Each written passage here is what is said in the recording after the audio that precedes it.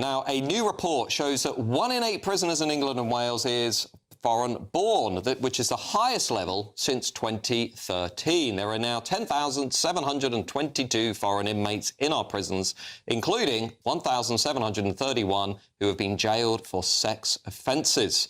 And that figure is up nearly 10% in a year, with rates nearly 3 times higher than UK nationals. Foreign nationals also make up record levels of violent offenders at more than 3,000, and they account for 1 in 5 drug-related criminals. Well, Robert Jenrick, the Conservative MP, has called for all foreign criminals to be deported immediately, as indeed has Nigel Farage. Well, I'm now joined by the media campaign manager at the Taxpayers Alliance, William Yarwood. William, I was fascinated to look at the costs of this insanity in your press release, and the number that really caught my eye was £580 million a year, basically 600 million, over the course of a number of years. You know, we're talking about billions of pounds that UK taxpayers are paying for the privilege of having foreign criminals in our UK prisons. The cost is outrageous. And 600 million, I notice, is basically the same amount of money we're generating by hitting British family farms. Indeed, you wonder where the government's priorities really are, don't you, Matthew? But yeah, so this was based off the MOJ statistics which released just the other day regarding our prison population numbers. Now, they do release these statistics, but actually previously they never revealed the amount of foreign nationals in those prisons. But thanks to the work of people like Rupert Lowe and Robert Jenrick, we now have those statistics. And yeah, it was quite shocking when we were digging through the Excel spreadsheets yesterday at the TPA, which we do pretty much every day, so a pretty normal day for us.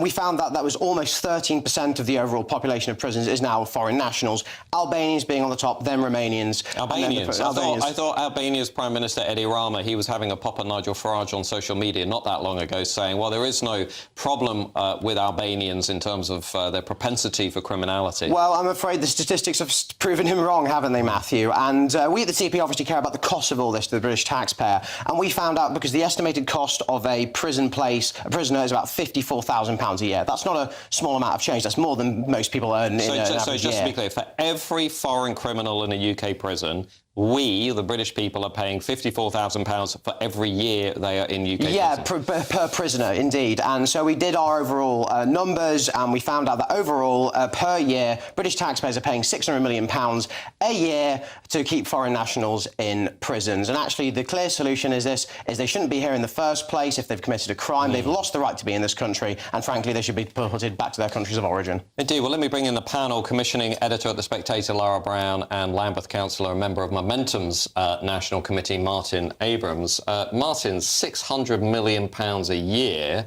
UK taxpayers having to cover this enormous cost to host, essentially, foreign criminals in our jails.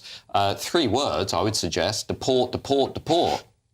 Well, it's an interesting story, but that's about as much as it is, Matt. I mean, if you look at if you have to drill down into the figures, OK, 16% of the UK population is foreign-born. But as the guy from Taxpayer Alliance just said, only 12% of the prison population were foreign-born. So this is a little bit of a non-story, really. So the prison population doesn't really match up with the current demographics of the UK. So, I think what it is really is the Conservative Party and former members of Reform doing their usual dog whistle act to demonise migrants and to continue down the road of attacking refugees, rather than looking at what is the biggest cause of cost to the taxpayer in this country, often, which is things like corporate tax avoidance. OK, let's not talk about the foreign criminals, talk about I think this is important. System. I think this is important, Matt, because there's a lot of anger out there at the moment, and I think it's really important to contextualise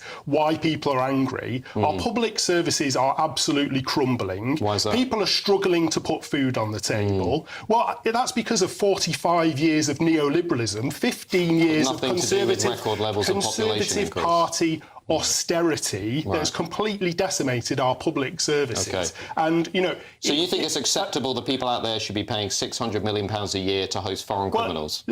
Listen, is that acceptable to you? The numbers of people in our prison population that are foreign-born is fewer than the percentage of the population. So this is actually a bit of a non-story. What we really need, Matt, let me just say this, what we really need is our UK justice system to be properly invested in, so these criminals are properly processed, and if they have committed a crime and they're in prison for more than 12 months, then they go through the process and they're deported. Deport. Indeed, William, do you want to? I don't disagree with that last point at all, but to call it a bit of a non-story is a slight insult to the work that we at the Taxpayers Alliance do, but that's fine. You're from Momentum. What else do I expect? Well, focus on So also the point is that yes, it is 12.7%, almost 13%. Yeah, that's 13% too high. And also there's a principle here at stake, which is why on earth should a struggling family, struggling to get on the housing market, dealing with a record high tax burden, be paying taxes so that an Albanian gang member can have 3 meals a day? Why should a single mother struggling to put food on the table be paying for the